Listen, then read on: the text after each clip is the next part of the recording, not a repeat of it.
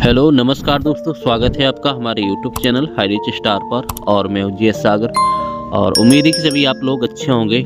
जैसा कि आपको पता है कि आज 21 नवंबर है और आज हमारा हेयरिंग था।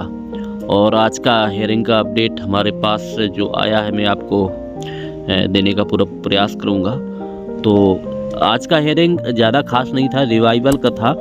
तो रिवाइवल में जो भी डिस्कस हुआ आज हम उसे समझेंगे। तो आइए हम पहले अपडेट जानते हैं।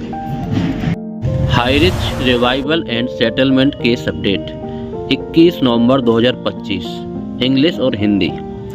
हम आज के इस वीडियो में इंग्लिश और हिंदी में जानेंगे। तो English case update. The discuss application come before Justice Abdul Hakim for hearing in the Honorable Kerala High Court. In today's session, Justice directed the government pleader to file the counter affidavit on the petition filed by High Rich. This case will be taken up for further hearing after a month. सत्यमेव जयते। Hindi case update. यह चर्चित आवेदन माननीय केरल उच्च न्यायालय में न्यायमूर्ति अब्दुल हकीम के समक्ष सुनवाई के लिए आया था। आज की सुनवाई में न्यायमूर्ति ने सरकारी वकील को हाई रिच द्वारा दायर याचिका पर प्रति शपथ पत्र दाखिल करने का निर्देश दिया। इस मामले की आगे की सुनवाई 1 महीने बाद होगी। सत्यमेव जयते। तो आज जो हेयरिंग थी ये सेटलमेंट वाला केस था, यानी इसमें जो कोर्ट द्वारा बोला गया था कि आप सेटलमेंट करके अपना एक ऑप्शन निकाल सकते हैं, तो उसका केस था। इसका अभी आपने अपडेट समझा। और ये इसका नेक्स्ट डेट हमारा 12 जनवरी 2026 रखा गया है और इसको पोस्ट किया गया है। फ़िलहाल में इसका अभी डिटेल हम इसे समझेंगे। और क्योंकि ये हमारा कोई ज़्यादा इम्पोर्टेंट नहीं है, सबसे ज़्यादा इम्पोर्टेंट है हमारा वर्ड्स वाला केस जो अभी 24 तारीख को उसका हेयरिंग होने वाला है। तो इसका डीपली इन्फॉर्मेशन हमारे अयूब सर और हमारे रितेश सर ने एक्सप्लेन किया है। तो आइए उनको समझते हैं। जय रिच, हमारा ये जो सेटलमेंट वाला जो केस है इसका जो नेक्स्ट डेट जो आया है हेयरिंग का WPC 41333/2025 इसको पोस्ट कर दिया गया है 12 जनवरी 2026 के लिए।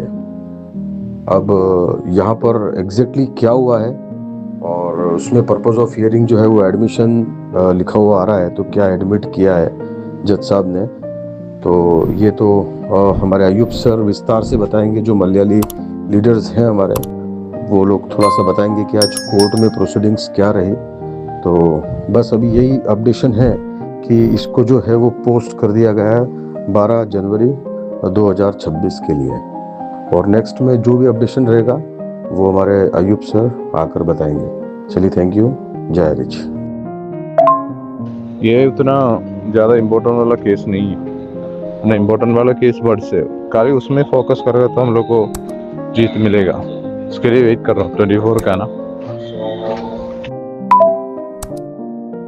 जय rich, thank you Ayub sir आपके इस अपडेशन के लिए कि हमारे लिए जो है 477 CRL डॉट है 477 जो बर्ड्स का केस हमारे लिए वो सबसे इम्पोर्टेंट है। 24 को अभी ये होने वाला है हमारा केस। तो ये भले एक आगे की डेट आ गई है हमारे सेटलमेंट वाले केस में, लेकिन उसका उतना अभी इम्पोर्टेंस नहीं है और बर्ड्स का ज़्यादा इम्पोर्टेंस है। तो ये इन्फॉर्मेशन देने के लिए हमारे ग्रेट अयूब सर को लॉट ऑफ थैंक्स। तो वेट करते हैं 24 बिल्कुल आने ही वाली है। 3 दिन बाद हमारा बर्ड्स का केस है। तो हम अपना प्रे जो है उसको रखना, कंटिन्यूशन में हम लोग प्रे करते रहेंगे, कंटिन्यूसली हम लोग प्रार्थना करते रहेंगे।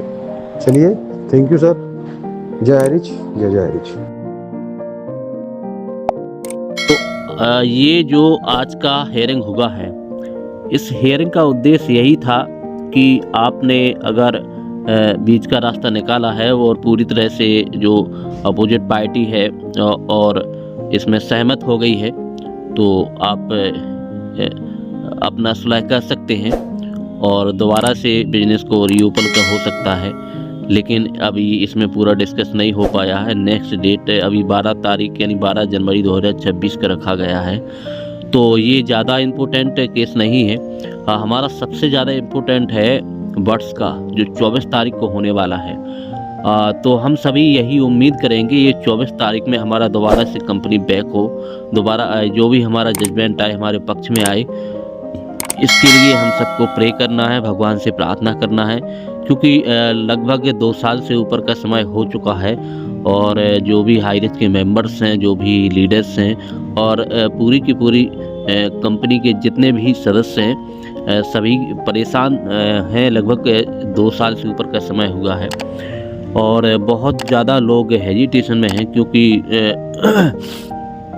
ऐसा होता है कि ज़्यादा समय जब बढ़ता है किसी भी केसेस में तो फिर लोगों की जो उम्मीद होती है, लोग जो चाहते हैं उनकी उम्मीदों पर कहीं ना कहीं ये संदेह होता है कि अब पता नहीं हाई रिस्क बैक होगी या ना होगी। तो यही है कि जल्द से जल्द इसका जजमेंट हो और जो अपोजिट पार्टी है उसका यही उद्देश्य है कि ज़्यादा से ज़्यादा केसेस को आगे बढ़ाया जाए। और आगे बढ़ाने से क्या होगा कि जो हाई रिस्क के मेंबर्स हैं, जो भी लीडर्स हैं, वो अपना धैर्य, अपना पेशेंस को खो दें और दोबारा से हाई रिस्क के ऊपर केसेस डालें। और हाई रिस्क पर अगर केस आते हैं तो हाई रिस्क का जो केस है और लंबा चलेगा, मतलब ये फाइनल नहीं होगा। तो यही उनका उद्देश्य है कि कुल मिलाकर इसे डिले किया जाए। और तो इसी बीच में हम सबकी यही जिम्मेदारी है कि हाई रिस्क के साथ में चलना है अभी, क्योंकि ये हमारा जजमेंट, हमारा जो भी जजमेंट आने वाला है वो हमारे पक्ष में आने वाला है। क्योंकि अभी तक जो भी अपोजिट पार्टी है अभी प्रूव नहीं कर पाई है, कोई भी जितने भी प्रूफ उसने दिए हैं वही चीज़ें दोबारा से रिपीट करी जा रही हैं, क्योंकि उनके पास कुछ है ही नहीं है प्रूव करने के लिए। तो इसमें कैसे प्रूव हो सकता है, क्योंकि हाई रिस्क ने जो भी बिजनेस किया है वो लीगली किया है और किसी तरह का कोई भी प्रॉब्लम नहीं है। लेकिन यहाँ पर ये बहुत ही लोगों द्वारा इसको हाई रिस्क को बंद करने के लिए बड़ा इसमें पीछे से लोगों का हाथ है, क्योंकि लोग चाहते हैं, क्योंकि उनका बिजनेस पूरी तरह से ठप हो रहा है और हाई रिस्क के रहने की वजह से उनका बिजनेस उसी तरह से नहीं चल पा रहा था। तो हाई रिस्क के लिए ये उन्होंने ये रास्ता निकाला कि इसके बिजनेस पर केस फाइल किए जाएं। तो कुछ लोगों को तैयार किया, कुछ लोगों से बात करी और हाई रिस्क के ऊपर इस तरह से उन्होंने केसेस डाले, इस तरह से पैंतरा चलाया कि बस हाई रिस्क के केसेस को लंबा कैसे खींचा जाए। इसके लिए लोगों को प्रलोभन दिया, लोगों को झूठा बात भी कहा और यहाँ तक कि उन्होंने झूठे जो हाई रिस्क के जो न्यूज़ निकलती थी उसको भी झूठा बना करके यहाँ पर हाई रिस्क के खिलाफ डालने का कोशिश किया। तो ये सब उद्देश्य यही रहा है अपोजिट पार्टी का, अपोनेंट का, कि हाई रिस्क के केसेस को लंबा किया जाए, क्योंकि यहाँ पर बहुत बड़ा षड्यंत्र चल रहा था हाई रिस्क के बंद करने के पीछे। तो हम सबको यही करना है, हाई रिस्क के साथ में रहना है। और अगर हम हाई रिस्क के साथ में रहते हैं तो इसकी 100%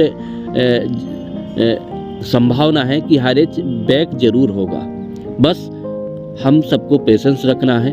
चलिए, जो भी नेक्स्ट में अभी 24 तारीख में हमारा वर्ष का, हम सब यही प्रार्थना करेंगे, हम सब यही दुआ करेंगे कि हमारा 24 तारीख में हमारा जो जजमेंट है वो अब 24 तारीख में हो जाए। तो ये सब अब जज के ऊपर है क्या जजमेंट देते हैं।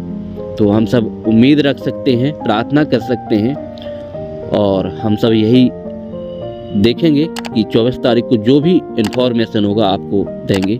और हम सभी का यही जिम्मेदारी है कि हाई रिस्क के साथ रहना है। कोई भी कुछ भी कहे, किसी भी प्रकार की बातें कहे, लेकिन हमें किसी भी प्रकार की बातों पे नहीं पड़ना है, क्योंकि हाई रिस्क सही था, आज है और आगे भी रहेगा।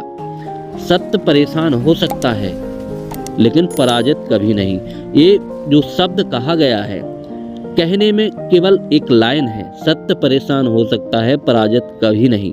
लेकिन इसे प्रूव करने में बहुत बड़ा धैर्य चाहिए, बहुत बड़ा पेशेंस चाहिए, बहुत बड़ी हमारी क्षमता होनी चाहिए। तो यही है कि शब्दों को जब हम अपनी लाइफ में जीते हैं तब हमें पता चलता है कि वास्तव में वो क्या है। केवल मुँह से कह देना ही काफ़ी नहीं होता है। तो यही है कि हमेशा सत्य के साथ, ईश्वर के साथ डर की क्या बात। तो चलिए, अब 24 तारीख में हम यही उम्मीद करेंगे। चलिए मिलते हैं नेक्स्ट वीडियो में, और हमारा हाई रिच बैक आए, हम दोबारा से बिजनेस कर पाएँ। जो भी हो इन्फॉर्मेशन आपको देंगे। इस वीडियो में इतना ही, मिलते हैं अगली वीडियो में। तब तक के लिए नमस्कार, धन्यवाद। It's not a game, it's a rich thing.